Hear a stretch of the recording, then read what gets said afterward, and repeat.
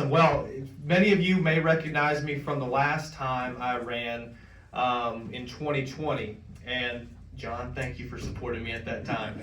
You're awesome then, and you're still awesome now, and so I wish you the absolute best. But I don't know if you know, but 2020 was a whirlwind, and that was the first time I was introduced into politics, and to do that during COVID was drinking water through a fire hose, and it was brutal. But for those of you that don't know me or never been introduced, my name is Overholt. I was raised in this county, and it absolutely kills me I can't say born and raised. I was born across the border, or not the border, the South Carolina border, let me be clear. The South Carolina line. I was born in Abbeville, South Carolina, but I was only there for about a year and a half, but I still can't say born, or that'd be dishonest, so some politicians would, I'm sure. I live here in Green Creek. I have a wife and 3 kids. That's the reason I stepped away after the first time I ran. My kids were too young. I had a newborn on the way, and I was working on building a house, and I said I got to step away for a little bit. So family is priority. I went to college at Brevard College. That's where I played football, and built a lot of character there. Lost a lot of football games, and so that builds character.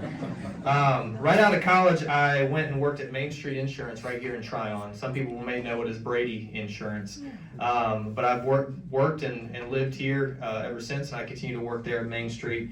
They've been a great employer, and they've given me the opportunity to stay local, and that's what I've wanted to do. But John did a good job, and he's kind of touched on. I promise I'm not stealing anything he's already said. But what am I about? And the one thing is obviously, yes, taxes. I want to keep taxes low. That's easier said than done. We do have a low tax rate in this county, but one thing that's driving it is our building values are going up and are skyrocketing. And our property values are continuing to go up. And and I think there's a lot of things that play into that. I think obviously building costs go up. The fact that we don't have the type of contractors, people going into that field as much, it kind of reduces competition, and there's a lot of reasons going into that. So I think you got to be creative. You got to find ways to offset some of that in our county with our taxes.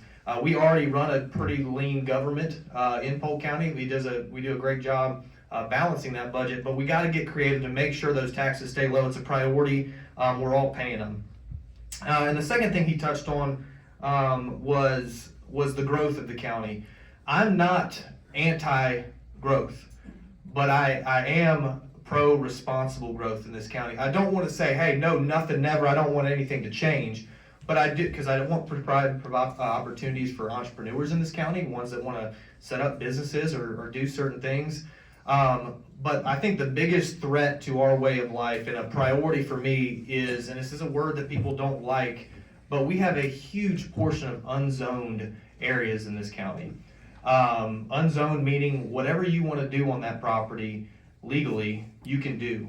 And I think what has happened is, water lines and septic has kind of kept a lot of the development at bay outside the county. We're talking Mill Spring, Green Creek. But one of these times, someone's going to foot the bill for that, and it's going to be worth it to put up a big retail center or whatever that may be. We're getting squeezed from a lot of different directions.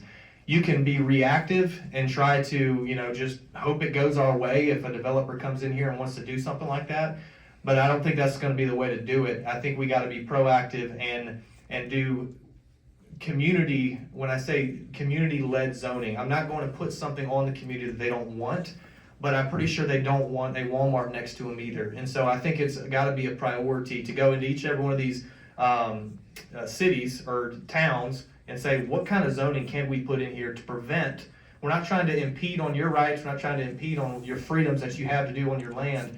But none of us want to turn into, Boiling Springs or stuff that's creeping closer and closer and closer. It's because these big city populations, they got to keep going out. And if we're not proactive in that, it's going to be very difficult to maintain the way of life that we all love and we want to continue in this county.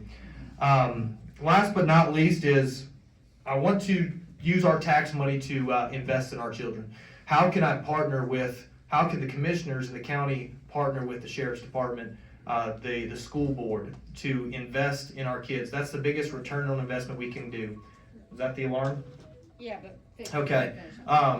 We can treat a lot of the symptoms, and I feel like that's what we spend a lot of our tax money on, is treating these symptoms.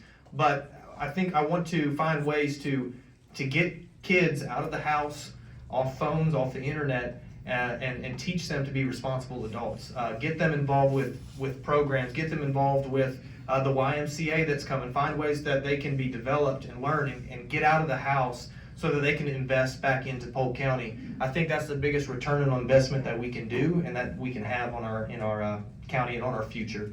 So with that, would absolutely appreciate your vote. I'm glad to be here again. Again, we do have 3 great candidates. Whatever direction it goes, I know we'll be just fine in Polk County. But I appreciate your time.